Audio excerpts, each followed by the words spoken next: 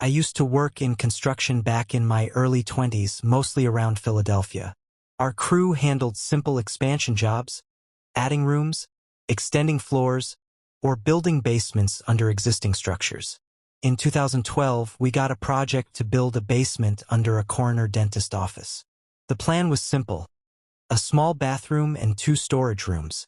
After a few days, we had already installed lighting, sealed the ground, and made it a proper enclosed space. One evening, we were working late. One of my coworkers, Jordan, went upstairs to help with something outside. I stayed behind in the basement, adjusting some electrical wiring. I wasn't an expert, but I knew enough to manage basic stuff. Then suddenly, everything went dark. At first, I assumed it was a local power outage. We didn't carry our phones on us while working, but we always had flashlights in our vests. Before I could grab mine, I heard something, a strange rattling noise. The closest thing I can compare it to is coins shaking inside a bag. It wasn't loud, but it was clear, and it was coming from the small bathroom area. I quickly grabbed my flashlight and pointed it toward the door. It was slightly closed. The sound didn't feel like construction noise. It felt deliberate. Thinking it might be one of my coworkers messing around, I walked over and slowly pushed the door open. And then I froze. There was someone inside. A person dressed completely in black, standing in the corner, facing the wall. I couldn't see their face. But then, slowly, they turned their head, like an animal reacting to a sound. And all I saw were glowing eyes. I slammed the door shut and ran upstairs as fast as I could. Outside, all 3 of my coworkers were already there, getting ready to leave. I counted them again just to be sure. All of them were present. That meant whoever I saw down there wasn't one of us. I told them everything, but of course they didn't believe me. Still, I took them downstairs to show them. But the basement was empty. No one there. I felt embarrassed, but I knew what I saw. We eventually packed up and left.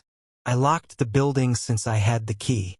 But sitting in my car, watching everyone else drive away, something didn't feel right. I couldn't shake the feeling. So I went back. I unlocked the door and walked down into the basement again. This time with both my flashlight and my phone light on. The silence down there was suffocating. I had just reached the bottom step when I heard it again. That same rattling noise, coming from the bathroom. My heart jumped into my throat. I didn't even look this time. I turned and ran upstairs, locked everything, and got out of there. The next story happened during a cold February night. My wife and I were watching a movie in bed when suddenly, the power went out. Everything went dark. I stepped outside to check if the neighbors had power, and they did. So it was just our house. Our fuse box was in the basement, so I grabbed a flashlight and headed down. One odd thing about our house: the basement door is at the bottom of the stairs. When I got there, I tried opening it. It wouldn't budge. I assumed my wife had locked it. So I went back up, got the key from her, and returned. I unlocked it, but still couldn't open it. Confused, I called my wife down. She came, laughed at me, and pushed the door open easily. That didn't make sense. Anyway, I went inside, fixed the fuse box, and the lights came back on. Just as I was about to leave, I heard something, a closet door creaking open. I stepped out and saw one of the basement closet doors slightly open. That's when a thought hit me. What if the power didn't go out on its own?